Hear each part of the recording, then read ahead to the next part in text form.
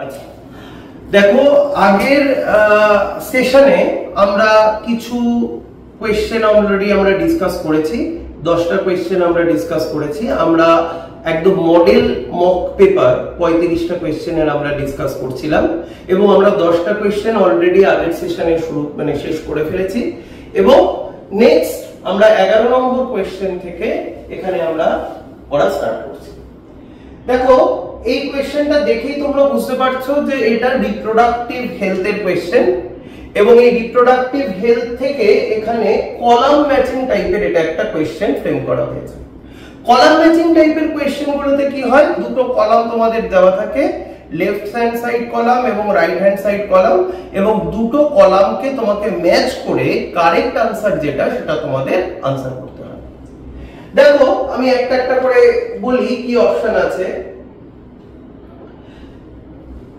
দেখো, তোমাদের প্রথম অপশনটা রয়েছে স্টেরিলাইজেশন, বেরিয়ার, কেমিক্যাল, ন্যাচারাল। আর কলাম 2 দেওয়া আছে spermicidal, jelly and foam, tubectomy, cervical cap and withdrawal method. তাহলে আমরা দেখেই বুঝতে পারছি যে স্টেরিলাইজেশন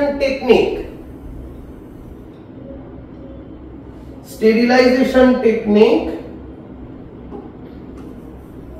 এটা হয়ে যাবে তোমাদের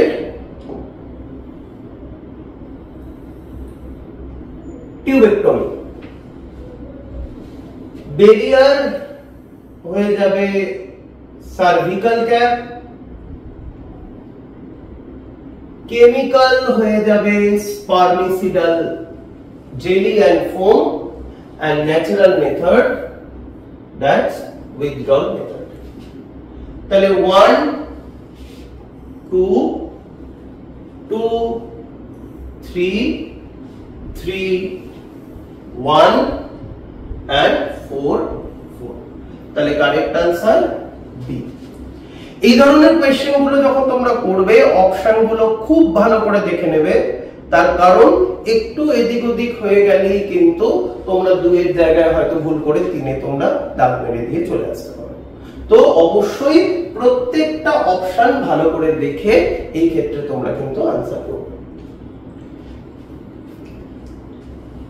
পরের প্রশ্নে চলে যাই।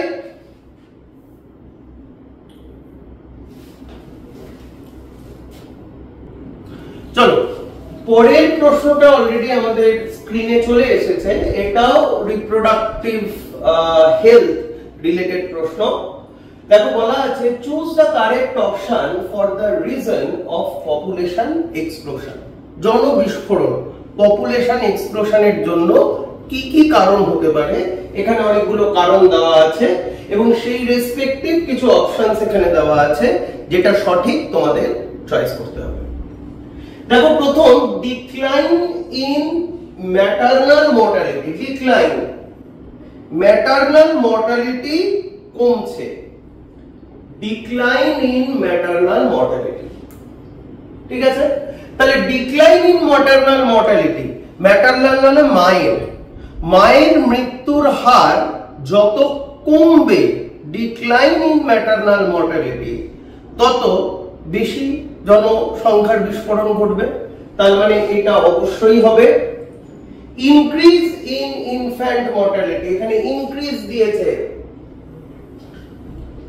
ইনফ্যান্ট মর্টালিটি, যে সদ্যজাত যে বাচ্চা জন্মেছে তার যদি মৃত্যুটা খুব তাড়াতাড়ি হয়ে যায়, তাহলে সেক্ষেত্রে পপুলেশন কমে, পপুলেশন বা জনসংখ্যা ধীরে ধীরে কি হয়, হ্রাস প্রাপ্ত হয়। তাহলে এটা অবশ্যই হবে না। Increased in medical facility and sanitation, medical facility এবং স্যানিটেশন হসপিটালগুলোতে যদি বেশি ভালো থাকে, যত ভালো হবে তত ম্যাটারনাল মর্টালিটি রেট কি হবে, তত ম্যাটারনাল মর্টালিটি রেট কমবে। তার মানে জনসংখ্যা বাড়বে। Increase birth control awareness, increase birth control awareness হলে জনসংখ্যা ধীরে ধীরে কমে, পপুলেশন গ্রোথটা চেক হয়। তার মানে এটা হবে না। And popularity of RCH 5। এই ক্ষেত্রে আমাদের অপশন অনুযায়ী দেখো একমাত্র 1 আর 3 এইটাই অপশনে দেওয়া আছে।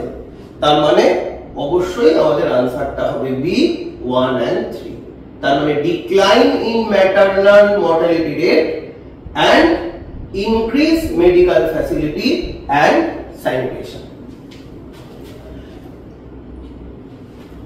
আমরা নেক্সট স্লাইডে চলে যাব।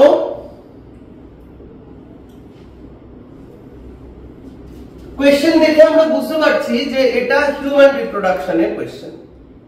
দেখো কি বলেছে, find out which of the following statements are true and false and choose the correct option.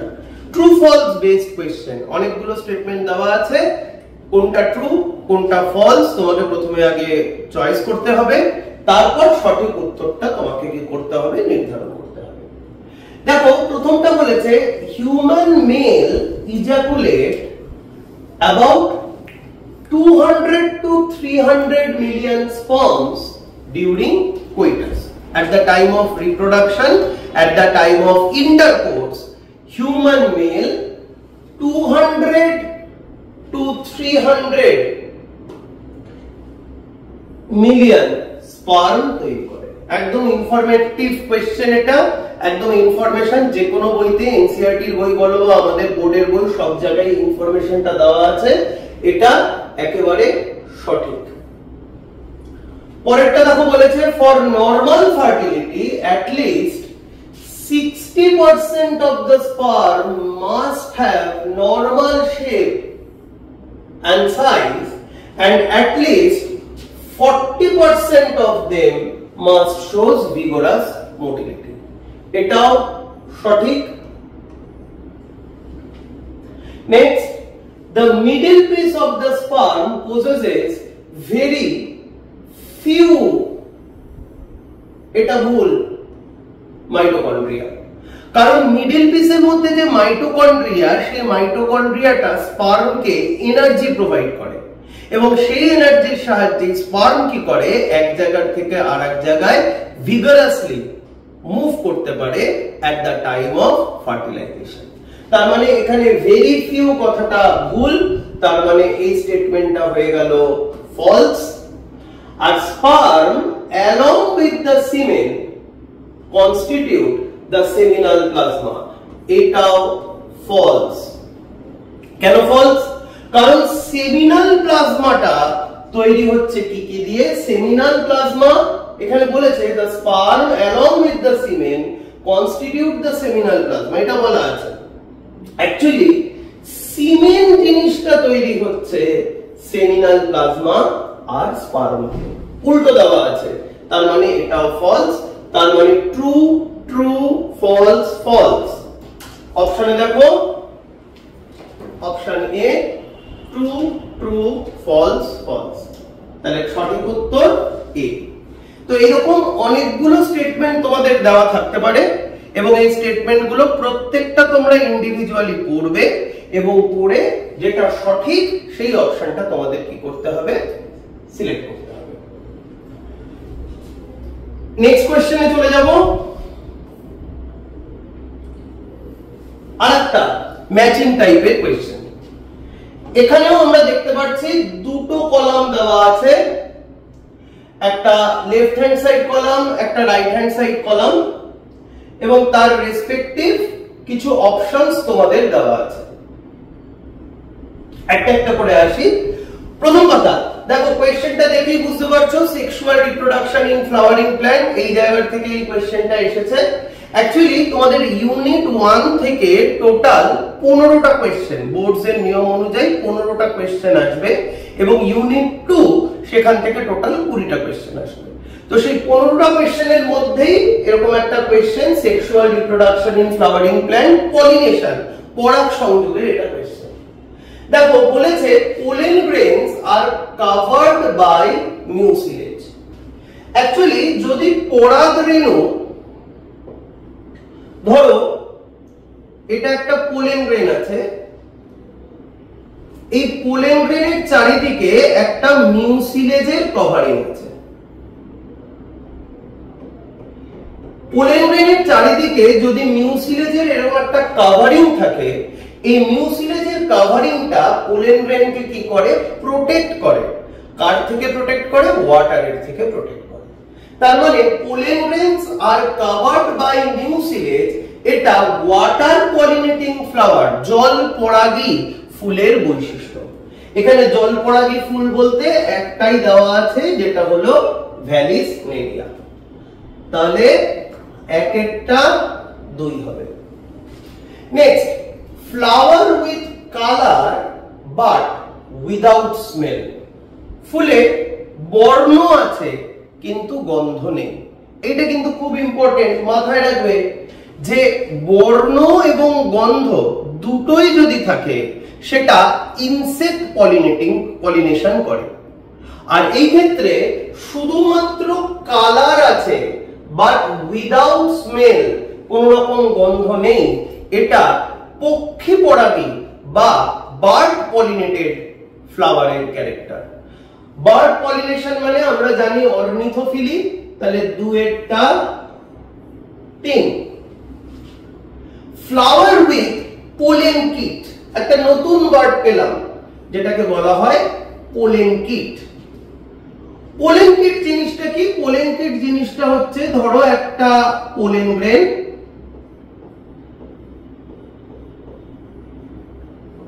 একটা পোলেন গ্রেনস বা পরাগরেণু।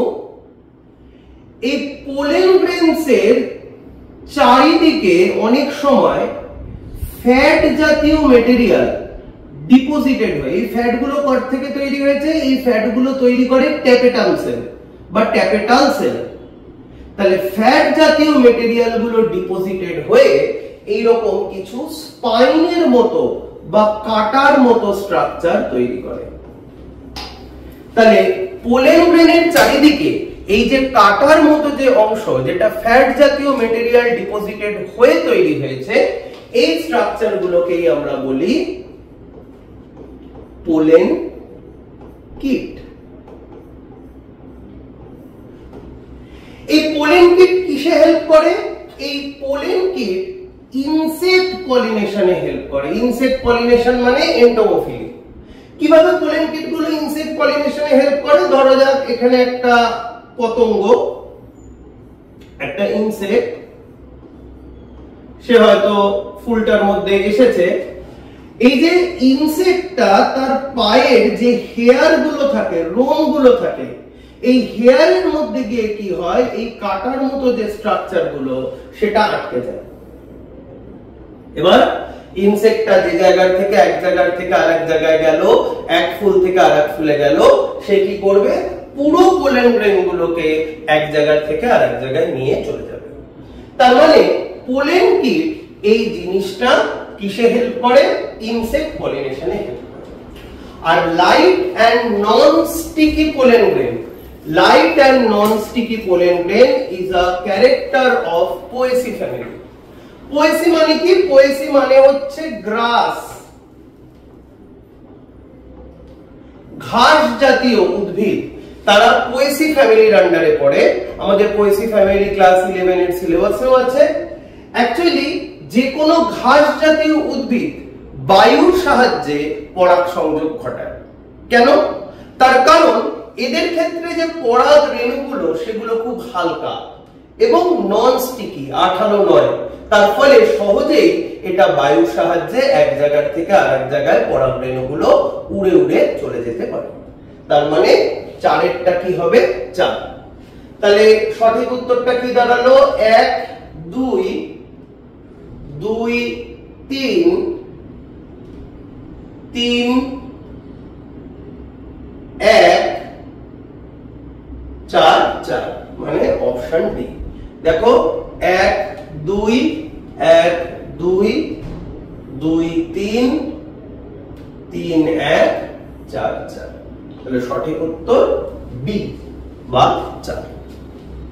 বোঝা গেল? পরের প্রশ্নে চলে যাই।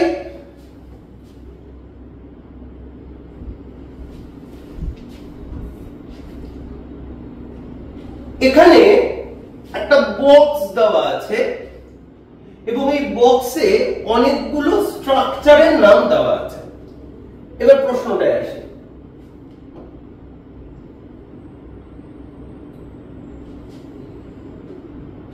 How many of the following structure given in the box are haploid?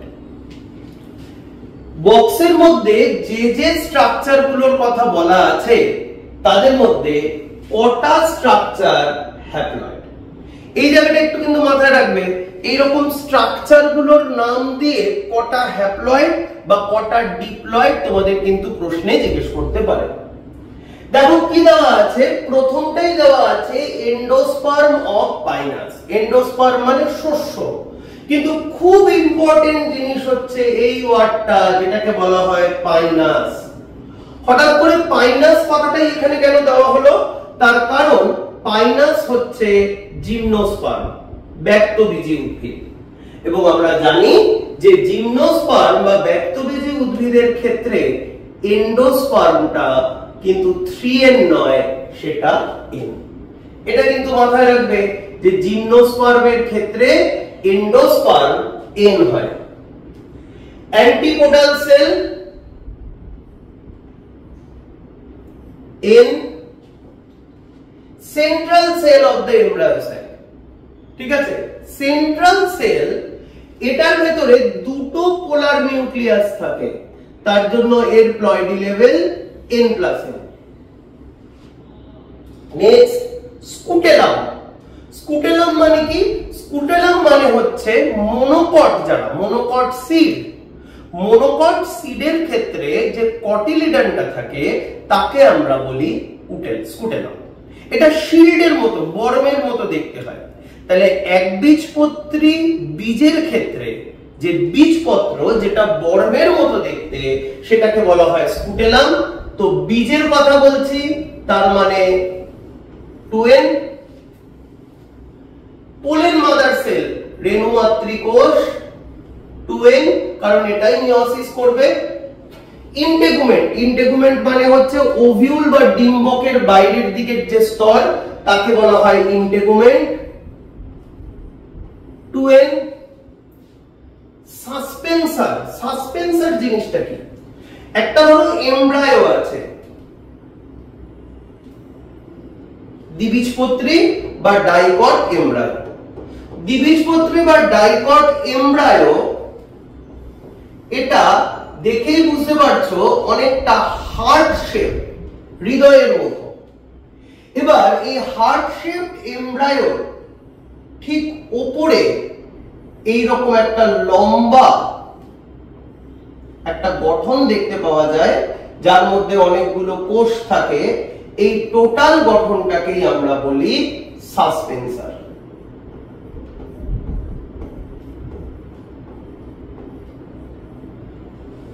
এই সাসপেন্সারের কাজ কি? এই সাসপেন্সার যখন একটা এমব্রায়ো ধীরে ধীরে সাইজে বাড়ে, তার তো সঠিক খাবার দাবার দরকার।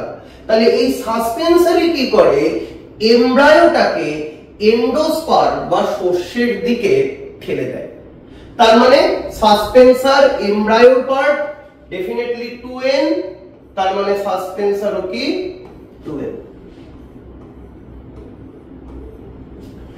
লাস্ট সাইনার্জিড, এমব্রায়োস্যাকের মধ্যে থাকে n, এবং দেখো একটা অ্যাব্রিভিয়েশন দেওয়া আছে PEN, পেন।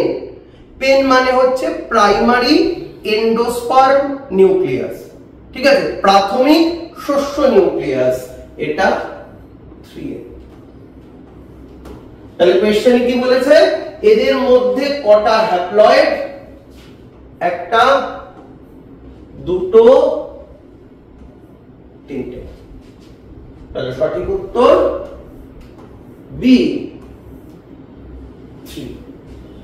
এই ধরনের কোশ্চেন কিন্তু আসতেই পারে, অনেকগুলো গঠন নাম দিয়ে দেবে, কোনটা হ্যাপ্লয়েড বলতে চাইতে পারে, জিজ্ঞেস করতে চাইতে পারে, কোনটা ডিপ্লয়েড জিজ্ঞেস করতে পারে, বা কোনটা ট্রিপ্লয়েড সেটাও জিজ্ঞেস করতে পারে। তো তোমরা যখন পড়বে অবশ্যই প্রত্যেকটা স্ট্রাকচার তার প্লয়েডি লেভেলগুলো পড়ে রাখবে। এটা আমি প্লান্টের রেসপেক্টে কোশ্চেনটাকে সেট করেছি।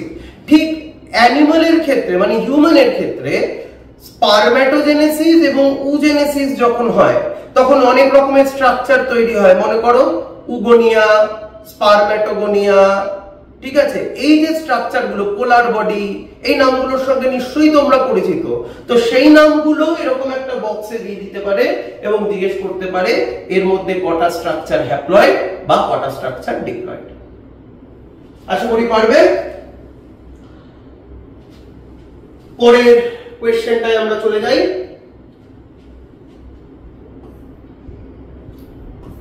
অ্যাসারশন রিজন টাইপের কোয়েশ্চেন,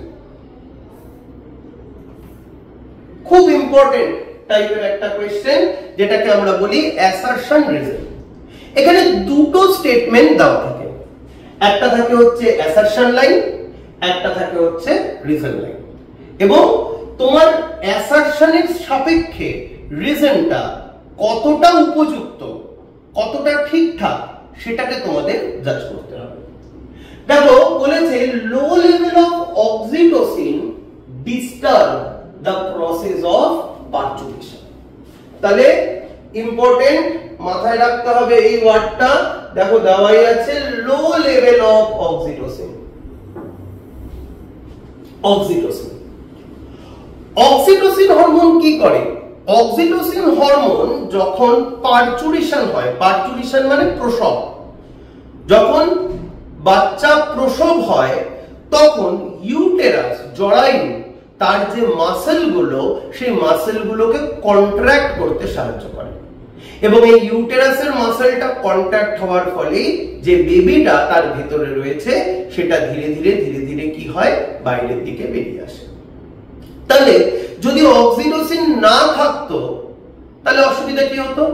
তাহলে অক্সিটোসিন না থাকলে এই যে ইউটেরাইন মাসেলের কথা আমরা বলছি, এই ইউটেরাইন মাসেলটার কন্ট্রাকশন হতো না, এবং ইউটেরাইন মাসেলটার যদি কন্ট্রাকশন না হতো তাহলে আলটিমেটলি কি হতো, ডেলিভারি হতো না।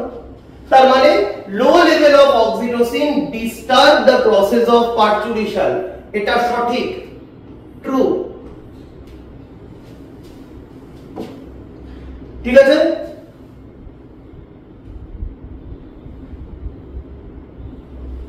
এটা true. Next, oxytocin causes the contraction of the uterine muscle during parturition। এই মাত্র বললাম, এটাও সঠিক। তাহলে এই ক্ষেত্রে দুটো স্টেটমেন্টই কিন্তু সঠিক। ঠিক আছে, দুটো স্টেটমেন্টই সঠিক। এবার আমাদের এখান থেকে জাজ করতে হবে যে একটা আর একটার এক্সপ্লেনেশন কিনা। তাহলে low level of oxytocin disturb the process of parturition, কেন? কারণ oxytocin causes the contraction of the uterine muscle during parturition। তাহলে ডেফিনেটলি এটা কারেক্ট এক্সপ্লেনেশন, তো কারেক্ট আনসার কি হয়ে যাবে?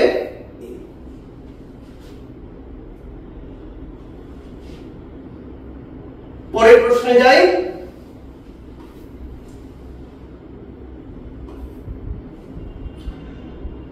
In case of mesogamy, the pollen tube penetrate the embryo sac through right integument, left integument, chalaza and micropyle।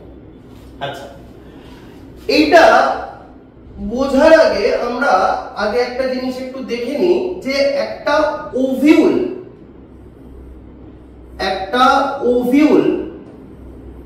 বা যেটাকে আমরা বলি ডিম্বক, সেটা দেখতে কেমন। একটা ওভিউলকে যদি আমরা দেখি,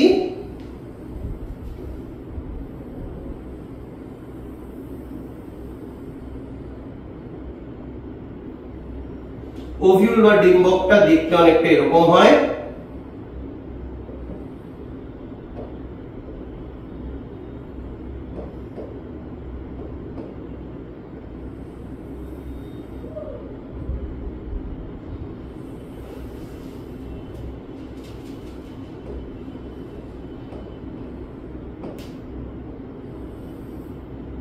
দেখো, আমরা একটু পয়েন্ট গুলো করে দিই, তাহলে আমাদের বুঝতে সুবিধা হবে। এই যে ওভিউলের এই মুখটা, এটাকে বলা হয় মাইক্রোপাইল।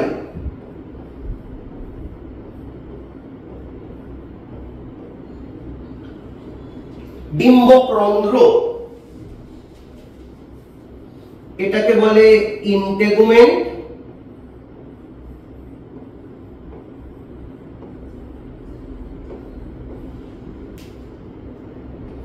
পিঠের এই অংশটাকে বলে চেলাজা। এর ভেতরে এখানে নিউসেলাস আছে, খাবার এমব্রায়ো স্যাকের, আর এর ভেতরে এই যে টোটাল স্ট্রাকচারটা, আমি একটু অন্য কালার দিয়ে করে দিই তাহলে তোমরা বুঝতে পারবে।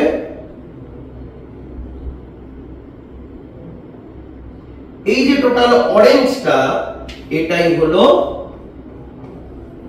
এমব্রায়ো স্যাক, বাংলায় বলি ভ্রূণথলি। এবার কি বলেছে, পোলেন টিউব যখন এমব্রায়ো স্যাককে পেনিট্রেট করে, পরাগ নালিকা কাকে পেনিট্রেট করছে, কার মধ্যে ঢুকছে, এমব্রায়ো স্যাকের মধ্যে ঢুকছে। দেখো, পরাগ নালিকা ওভিউলের মধ্যে বা ডিম্বকের মধ্যে তিনটে জায়গা দিয়ে ঢুকতে পারে। যদি সেটা চেলাজা দিয়ে ঢোকে তাকে আমরা বলি চেলাজোগ্যামি, যদি সেটা ইন্টেগুমেন্ট দিয়ে ঢোকে তাকে বলা হয় মেসোগ্যামি, এবং সেটা যদি মাইক্রোপাইল দিয়ে ঢোকে তাকে বলা হয় পোরোগ্যামি। কে ঢুকছে? পোলেন টিউব ঢুকছে। কোথায় ঢুকছে? ওভিউলের মধ্যে ঢুকছে। লক্ষ্য করবে কোয়েশ্চেনে কিন্তু ওভিউল বলেনি, খুব গন্ডগোল করো কিন্তু তোমরা। কোয়েশ্চেনে কিন্তু ওভিউল বলেনি, কোয়েশ্চেনে কিন্তু বলেছে এমব্রায়ো স্যাক, মানে এই স্ট্রাকচারটার মধ্যে কোথা থেকে ঢুকবে। মাথায় রাখবে, ওভিউলের মধ্যে যেখান থেকেই ঢুকুক না কেন, এমব্রায়ো স্যাকের মধ্যে সব সময় মাইক্রোপাইলার এন্ড দিয়ে ঢুকবে। কেন মাইক্রোপাইলার বা এন্ড বা ডিম্বকরন্ধ্র দিয়ে ঢুকবে? তার কারণ এই ডিম্বকরন্ধ্র এই জায়গাতেই বসে আছে এগ। তাই ওভিউলের ভেতরে, ডিম্বকের ভেতরে যে কোনো জায়গা দিয়ে ঢুকতে পারে, কিন্তু যখন সে এমব্রায়ো স্যাকের মধ্যে ঢুকবে, এমব্রায়ো স্যাকের মধ্যে সব সময় কিন্তু মাইক্রোপাইল দিয়ে ঢুকবে। তাহলে সেটাই বলেছে ইন কেস অফ মেসোগ্যামি। মেসোগ্যামি মানে হচ্ছে যদি ইন্টেগুমেন্ট দিয়ে ঢোকে তাকে বলা হয় মেসোগ্যামি। তার মানে মেসোগ্যামি মানে ওভিউলের মধ্যে ঢুকছে ইন্টেগুমেন্ট দিয়ে। তাহলে এমব্রায়ো স্যাকের মধ্যে কোথা থেকে ঢুকবে? আমি এইমাত্র বললাম, যাই হোক না কেন, মেসোগ্যামি হোক বা পোরোগ্যামি হোক বা চেলাজোগ্যামি হোক,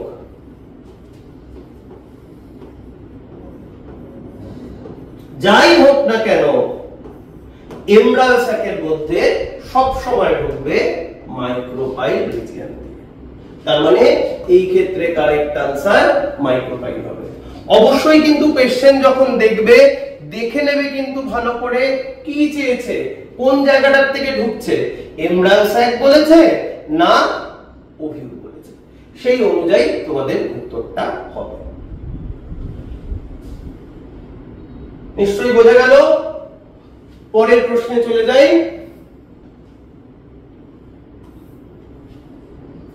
আচ্ছা, হিউম্যান রিপ্রোডাকশনের কোশ্চেন, খুব সোজা কোশ্চেন এবং খুব common question, informative based question. বলেছে if the menstrual cycle is of 31 days, 31 দিনের মেনস্ট্রুয়াল সাইকেল, তাহলে ওভিউলেশন কখন হবে? আমরা জানি ওভিউলেশন হয় 14 দিনে। তাহলে 31 থেকে আমাকে কি করতে হবে? জাস্ট সিম্পল 14টা মাইনাস করে দিতে হবে। তার মানে এই কন্ডিশনের ক্ষেত্রে ওভিউলেশন হবে কোন দিনে? 17th দিনে আমাদের কি হবে? ওভিউলেশনটা হবে। So if the menstrual cycle is of 31 days, then the ovulation will occur on 17th days. খুব সোজা কোশ্চেন। বেশি কিছু আর এখানে এক্সপ্লেনেশনের নেই। এইখানে জাস্ট এই 31 দিনের জায়গায় এই নাম্বারটা হয়তো তোমাদের ক্ষেত্রে চেঞ্জ করে দিতে পারে, কিন্তু ওই লজিক একটাই, 14 দিন মাইনাস করে দেব। চলো আমরা পরের কোশ্চেনে চলে যাই। ওকে, একটা পেডিগ্রি জিনিসটা কিন্তু খুব ইম্পর্টেন্ট। পেডিগ্রি জিনিসটা কি? পেডিগ্রি জিনিসটা হচ্ছে ফ্যামিলি হিস্ট্রি। ঠিক আছে, ফ্যামিলি হিস্ট্রি। ধরো কোনো একটা বংশগত রোগ বা কোনো একটা জেনেটিক ডিজিজ কিভাবে এক জেনারেশন থেকে আরেক জেনারেশনে যায়, ট্রান্সমিট করে, সেটাকে যদি আমরা কিছু সাইন দিয়ে আমরা দেখাই, তাহলে সেই অ্যারেঞ্জমেন্টটা বা সেই এক্সপ্রেশনের যে ওয়েটা, সেটাকেই আমরা কি বলি? পেডিগ্রি বলি। তাহলে এখানে পেডিগ্রিতে আমরা বেসিক সাইনগুলো কিছুটা আমরা জানি, আবার আমি একটু বলে দিচ্ছি। এই গোল দিয়ে সাধারণত ফিমেলদের বোঝায়, চৌকো দিয়ে মেলদের বোঝায়। যদি ফিমেল গুলো এরকম সাদা থাকে তার মানে হচ্ছে দ্যাটস দ্য আনএফেক্টেড ফিমেল, আর যদি এরকম ডার্ক কালার করে দেওয়া থাকে তার মানে হচ্ছে এটা হলো এফেক্টেড ফিমেল। তাহলে আনএফেক্টেড এন্ড এফেক্টেড। এবার এই পেডিগ্রিটা দেখে দেখো দুটো জিনিস আমাদের প্রথমে এটা মাথায় রাখতে হবে, যে পেডিগ্রি যখনই তোমাদের দেবে তখন দেখে তোমাদের প্রথমে এটা তোমাদের বুঝতে হবে যে এই যে পেডিগ্রিটা দেওয়া হলো সেটা কি ধরনের পেডিগ্রি। অটোজোমাল পেডিগ্রি না এক্স লিঙ্কড পেডিগ্রি? অটোজোমাল হলে ডমিনেন্ট না রিসেসিভ, এক্স লিঙ্কড হলেও ডমিনেন্ট না রিসেসিভ। দেখো এই পেডিগ্রি দেখে আমরা বুঝতে পারছি যে কোনো একটা জেনারেশনে মেল আর ফিমেল, কোনো একটা জেনারেশনে মেল আর ফিমেল দুজনের মধ্যেই ডিজিজটা রয়েছে। এটা মেল, এটা ফিমেল। ঠিক আছে, তাহলে মেল আর ফিমেল যদি দুজনের মধ্যেই ডিজিজটা থাকে তাহলে সেই ধরনের পেডিগ্রিকেই আমরা বলবো অটোজোমাল। সেই ধরনের পেডিগ্রিকেই আমরা বলবো অটোজোমাল পেডিগ্রি। তাহলে প্রথম একটা জিনিস আমি বুঝে গেলাম যে এটা হলো অটোজোমাল পেডিগ্রি। 2 নম্বর নিয়ম হচ্ছে সব সময় আমরা দেখব যে ইনফেক্টেড চিলড্রেন যারা আছে তাদের বাবা মাও যদি ইনফেক্টেড হয়, এক্ষেত্রে বাবা ইনফেক্টেড আছে, তাহলে infected children having the infected parent, ঠিক আছে, বা হ্যাভিং দ্য ডিজিজ প্যারেন্ট, তাহলে সেই ধরনের পেডিগ্রিকেই আমরা বলবো ডমিনেন্ট পেডিগ্রি। তাহলে এই যে পেডিগ্রিটা এখানে দিয়েছে তাহলে সেটা হলো অটোজোমাল ডমিনেন্ট পেডিগ্রি। তাহলে যখনই তোমাদের কোনো পেডিগ্রি রিলেটেড কোশ্চেন দেবে প্রথমেই কিন্তু তোমাদের প্রথম এইটা তোমাদের বুঝতে হবে যে পেডিগ্রিটা কি ধরনের পেডিগ্রি। তাহলে কোন একটা জেনারেশনে ডিজিজটা মেল আর ফিমেল দুজনের মধ্যেই থাকছে, তাই অটোজোমাল। আর ইনফেক্টেড চিলড্রেনদের ইনফেক্টেড প্যারেন্ট আছে, তার জন্য এটা dominant, autosomal dominant pedigree. Autosomal dominant pedigree মানে কি? অটোজোমাল ডমিনেন্ট পেডিগ্রি মানে হচ্ছে যার ক্ষেত্রে ডমিনেন্ট জিন থাকবে তার মধ্যে আমরা ডিজিজটাকে দেখতে পারবো। এবার ঠিক উল্টো ভাবে ভাবো, যার মধ্যে ডমিনেন্ট জিন নেই তার মধ্যে কোনো ডিজিজ নেই। তার মানে এখানে মায়ের মধ্যে দেখো কোনো ডিজিজ নেই, তার মানে মায়ের মধ্যে নিশ্চয়ই কোনো ডমিনেন্ট জিন নেই, তার মানে মা স্মলে। তাহলে মা স্মলে দেখো এই অপশনটার ক্ষেত্রেও আছে, এই অপশনটার ক্ষেত্রেও আছে। এবার বাবাকে নিয়ে প্রবলেম দেখো, বাবা একটার ক্ষেত্রে ক্যাপিটাল এ স্মলে আর একটার ক্ষেত্রে ক্যাপিটাল এ দুজনের ক্ষেত্রেই ডমিনেন্ট জিন আছে। কোনটা হবে? দেখো যদি এরকম হতো, আমি যদি ধরে নিতাম যে বাবা ক্যাপিটাল এ তাহলে বাবা যদি ক্যাপিটাল এ হয় তাহলে ক্যাপিটাল এ তার জন্য এফেক্টেড, কিন্তু এর যে কটা বাচ্চা কাচ্চা সবগুলোর জেনোটাইপ কি হতো?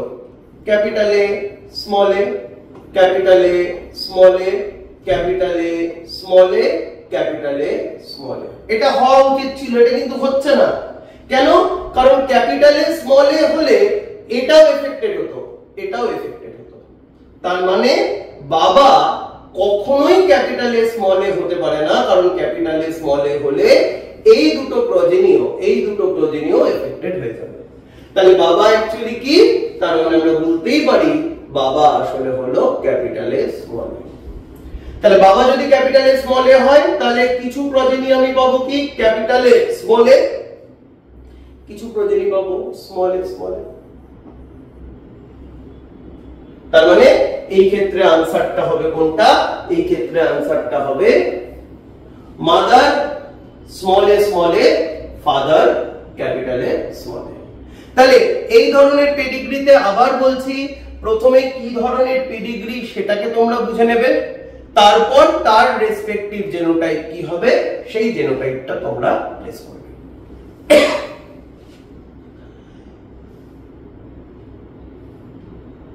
নেক্সট,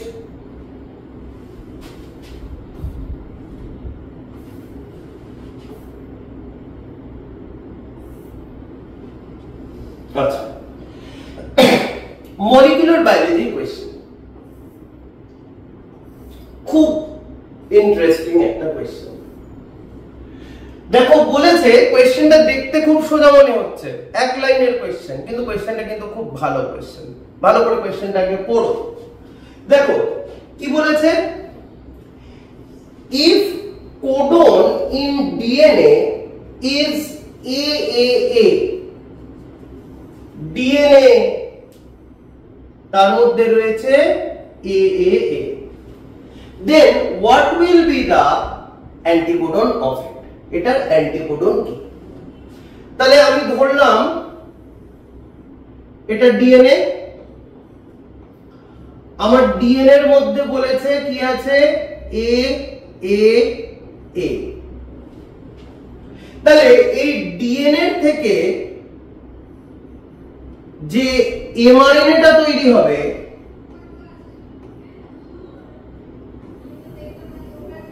তার মধ্যে নাইট্রোজেন বেসটা কি হয়ে যাবে? আমরা জানি এ তার উল্টোটা হয়, তাহলে এ এর উল্টো টি, কিন্তু আরএনএ এর মধ্যে তো টি থাকে না, তার মানে আরএনএ এর মধ্যে কি হয়ে যাবে ইউ ইউ ইউ। তাহলে কি আনসার ইউ ইউ হবে? একদমই হবে না। তার কারণ আমাকে বলেছে অ্যান্টিকোডনটা কি। অ্যান্টিকোডন মানে কি? যখন প্রোটিন সিনথেসিস হয় তখন টিআরএনএ এসে কোডনের সঙ্গে বাইন্ড করে, এটা টিআরএনএ। প্রোটিন সিনথেসিসের সময় টিআরএনএ এসে কোডনের সঙ্গে বাইন্ড করে। তাহলে টিআরএনএ এই জায়গাটাকে আমরা বলি অ্যান্টিকোডন লুপ। মাথায় রাখবে কোডন যা হবে অ্যান্টিকোডন লুপ তার উল্টো হবে। তার মানে এখানে যদি ইউ ইউ ইউ থাকে তাহলে অ্যান্টিকোডনটা কি হবে? ইউ এর উল্টো এ এ এ। তাহলে এবার সেটাই আমাদের কোশ্চেনে চেয়েছে, যদি ডিএনএ এর মধ্যে এ এ এ থাকে তাহলে তার অ্যান্টিকোডনের মধ্যে কি থাকবে? তাহলে তার অ্যান্টিকোডনের মধ্যে এ এ এ, এটাই থাকবে।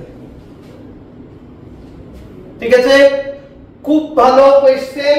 যখন কোয়েশ্চেন এই ধরনের কোয়েশ্চেন আসবে তখন এই জায়গাটা কিন্তু ভালো করে দেখে নেবে, এমআরএনএ বলেছে না ডিএনএ বলেছে, সেই অনুযায়ী কিন্তু তোমাদের আনসারটা তোমাদের করতে হবে। চলো পরের প্রশ্নে চলে যাই। আচ্ছা, আরেকটা জেনেটিক্সের আরেকটা প্রবলেম, 20 জেনেটিক্সের প্রবলেম। দেখো কি বলেছে, in a polygenic cross capital A small a, capital B small b, capital C small c into capital A small a, capital B small b, capital C small c, the phenotypic ratio of the offspring is 1:6:6:x:20:6:1, then what will be the value of x? দেখো ধরো কার কার মধ্যে cross হয়েছে। আচ্ছা আমরা অপশনগুলোকে আগে একটু দেখে নিই, কি কি অপশন আছে। 15, 5, 9, 3।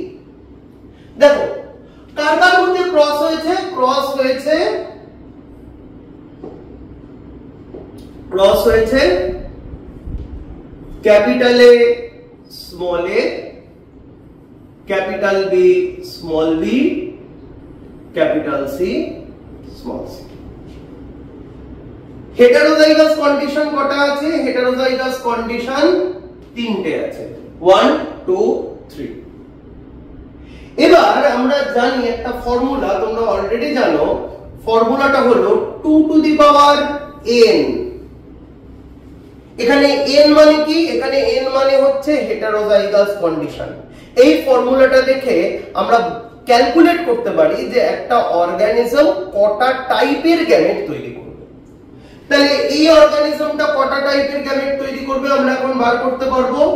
2 টু দি পাওয়ার n, এখানে 2 টু দি পাওয়ার 3, তার মানে হচ্ছে 8টা টাইপের গ্যামেট তৈরি করবে। 8টা নয় কিন্তু, 8টা টাইপের গ্যামেট তৈরি করবে।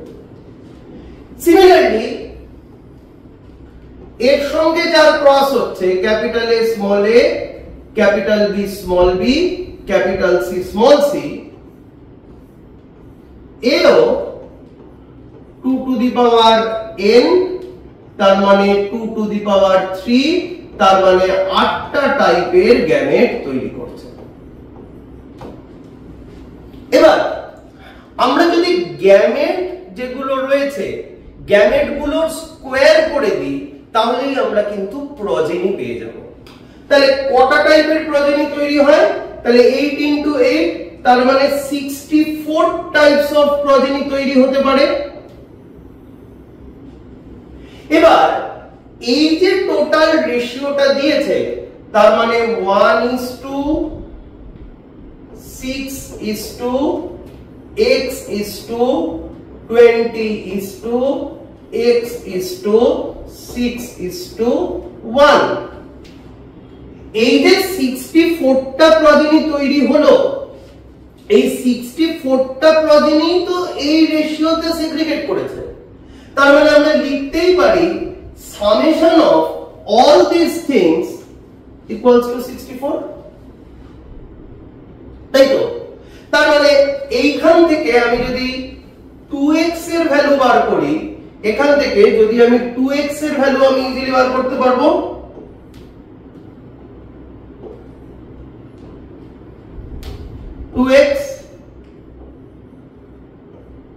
তাহলে 2x এর ভ্যালু কত? এদিকে চলে যাবে, সো 2x এর ভ্যালু 30। তার মানে আমি এখান থেকে ইজিলি x এর ভ্যালু বার করে দিতে পারবো 50। তাহলে এখানে কারেক্ট आंसर কোনটা? Correct answer 50। আবার বলে দিচ্ছি একবার, যাই কম্বিনেশন দেওয়া থাকুক না কেন আমাদের প্রথমে গ্যামেট বার করতে হবে। গ্যামেটের স্কোয়ার করলে আমরা প্রজেনি পাবো, আর ওই যে প্রজেনির নাম্বার যেটা পাবো আমরা, যে রেশিওটা দেওয়া হয়েছে সেই রেশিওতেই প্রজেনিটা সেগ্রিগেট করেছে। তাহলে এই পুরো রেশিওটার সামেশন 64, সেখান থেকে 2x এর ভ্যালু, সেখান থেকে x এর value, so x equals to 50। ঠিক আছে? এটাও খুব ভালো অঙ্ক, এটাও খুব ভালো একটা কনসেপচুয়াল প্রবলেম, যেটা মোটামুটি তোমাদের আশা করি বোঝানো গেছে।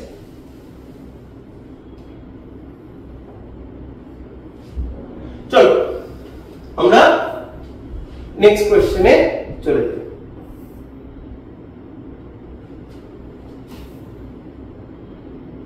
ওকে, find out which of the following statements are true and false and choose the correct option. Again, true and false based question. কোশ্চেনটা দেখি তোমরা বুঝতে পারছো, মলিকিউলার বায়োলজি, এবং অ্যাকচুয়ালি মলিকিউলার বায়োলজি নয়, জেনেটিক্স এর একেবারে লাস্ট পার্টের একটা question. Thalassemia is the example of autosomal dominant disease, আমি একটু অন্য কালি দিয়ে করি, thalassemia is a example of autosomal dominant disease. না, থ্যালাসেমিয়া অটোসোমাল রিসেসিভ ডিজিজ, প্রচ্ছন্ন। Klinefelter syndrome found in both male and female, এটা ফলস হয়ে গেল। বোথ মেলস এন্ড ফিমেলস, না, ফিমেলদের ক্ষেত্রে ক্লাইনফেল্টার দেখতে পাওয়া যায় না, মেলদের ক্ষেত্রে ক্লাইনফেল্টার থাকে।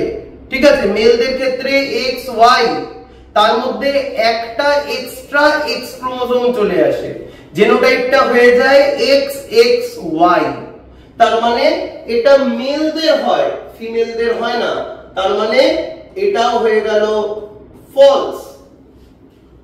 Down syndrome is caused by tetrasomy in chromosome number 21, না, টেট্রাজোমি নয়, ডাউন সিনড্রোম হয় ট্রাইজোমির জন্য। ট্রাইজোমি, ট্রাইজোমি কি জিনিসটা একটু বুঝিয়ে দিই। ধরো এটা একটা সেল, তার ক্ষেত্রে 2n is equal to ধরো 6, তার মানে এই সেলের ক্ষেত্রে তিনটে সেট অফ ক্রোমোসোম আছে। আমি তিনটে সেটকে আমি এইভাবে দেখালাম। এইবার কি হলো, একটা সেটে ধরো একটা ক্রোমোসোম এক্সট্রা চলে এলো। ছবিটা লক্ষ্য করো, 1 2 3, এরকম। তাহলে টোটাল ক্রোমোসোম নাম্বার এখন 7, কিন্তু এটাকে আমি কিভাবে লিখতে পারি, 2n ছিল, তার একটা সেটে একটা ক্রোমোসোম এক্সট্রা এসছে, তাহলে 2n প্লাস 1। এই কন্ডিশনটাকেই আমরা বলি সিঙ্গেল ট্রাইজোমি।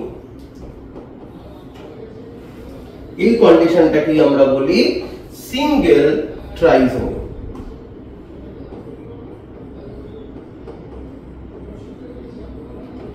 কেন এটাকে আমরা ট্রাইজোমি বলছি, তার কারণ দেখো তিনটে ক্রোমোসোম একসঙ্গে এসেছে, এটা তৈরি করছে ট্রাইজোম, তাহলে ট্রাইজোম থেকে কথাটা এসেছে trisomy.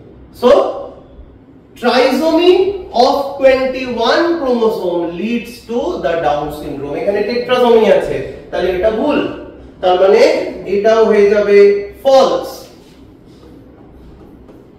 R last, Turner syndrome in females are fertile. Turner syndrome ফিমেলদের ক্ষেত্রেই হয়, ফার্টাইল ওয়ার্ডটা ভুল আছে।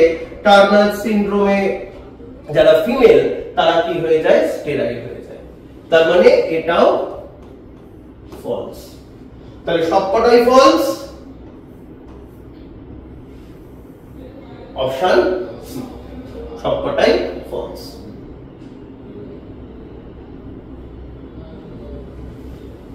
আমরা সরাসরি ভাবে পরের কোশ্চেনে চলে